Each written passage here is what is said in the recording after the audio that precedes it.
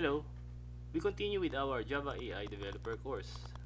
Now in this session, I will discuss all about lists. Now, to effectively demonstrate what a list is or an array list in Java, let me consider now a new project. The project is the to-do list manager. Here we implement a basic to-do list app to add, view, and remove a task. And let's begin. Let's create the application. Then we can copy these statements to ChatGPT. So we could also tell him to provide discussions. But let us try to do something else. Okay. So instead of directly generating the code in Java, let us go here in my channel. Okay, so I have a channel here that has the same thing, the to-do list manager, but this is written in Python.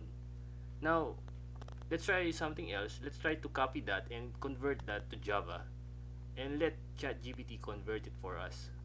So here I have written down the code, then we copy it and then we paste it in ChatGPT.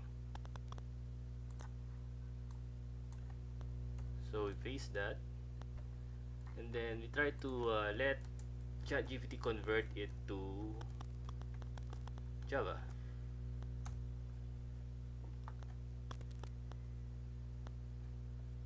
Okay, so he's converting it. So we have the code. So for a while he will finish and then all we need to do is to copy the code and then let's paste it to Programmist. Okay, now the Programmist, as I have said before, it is an online Java compiler. Now let me try to explain each and every part of the code here. So in the first line we have an array list.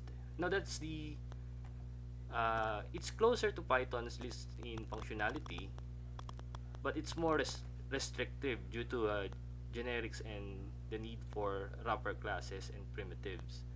But essentially, it's for practical purposes, it can be considered equivalent, okay, to a list. But there are some constraints, of course.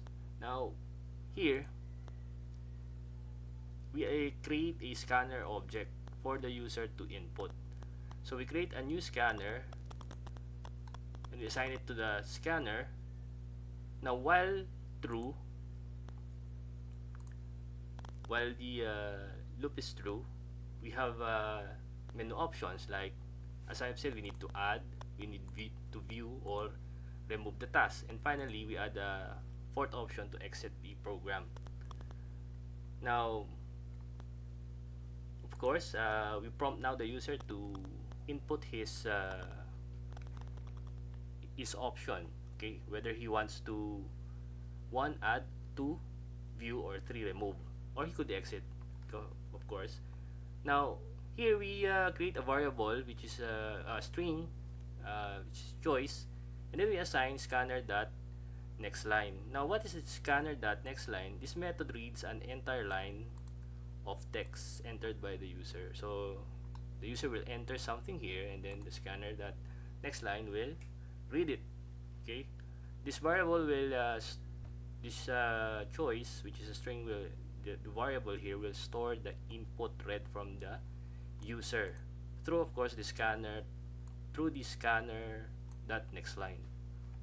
Okay, so we handle now the choice of the user. Now using the switch case, we have the first case here wherein we have to enter a task.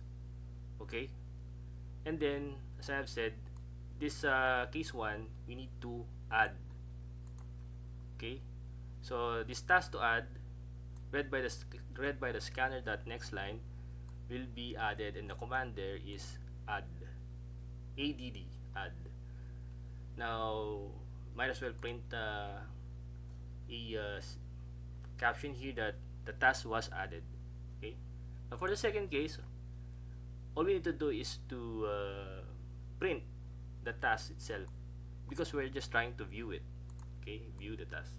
Now for the third case, we need to remove the task, and everything here is the same. All the thing that here is that is different is, okay, we need to remove now the task that's been assigned by the user. So it is also read by scanner.next line, and this is assigned to the string task to remove. Now this task to remove will be removed from the task, and the command there is remove. Okay, and then might as well print something like task is removed. Else, if for example the task there is not found, or you have the user have entered something that is not present there in the list, all we need to do is to have an else statement here and print something that the task was not found, and then of course we break from the loop. Now in case 4, of course, we exit the program. So if the user is finished inputting or modifying, removing the task or viewing the task that is available, then he can exit the program, and then might as well have a statement here exiting the program and say goodbye. Of course, close the scanner, and then what if the user here has an invalid input, his choice was invalid, then put here something like invalid choice and please try again. Okay, so might as well run the program. So let's run the program. So here we have several options here: add, view, remove. Okay, so the first one is might as well add. So task 1.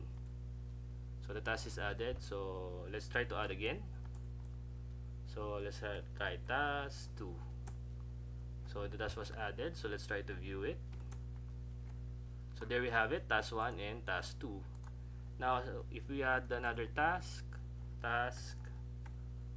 say 4, and then we view that, then we see task 1, task 2, and task 4. That's correct. And let's try to remove the middle task. So let's try 3 and remove, enter the task to remove. Okay, task 2. Then he says task was removed. So if that is true, then if we view it, we won't see the task 2 anymore, and there we have it, we don't see task 2 anymore. And assuming we're done, we're finished, then we can exit the program. Okay, so that's true, he exits the program and says goodbye. So here I have demonstrated the concept of list. Specifically it is the array list. Okay, and in the next succeeding videos, we'll discuss more about Java programming and its application. Thank you.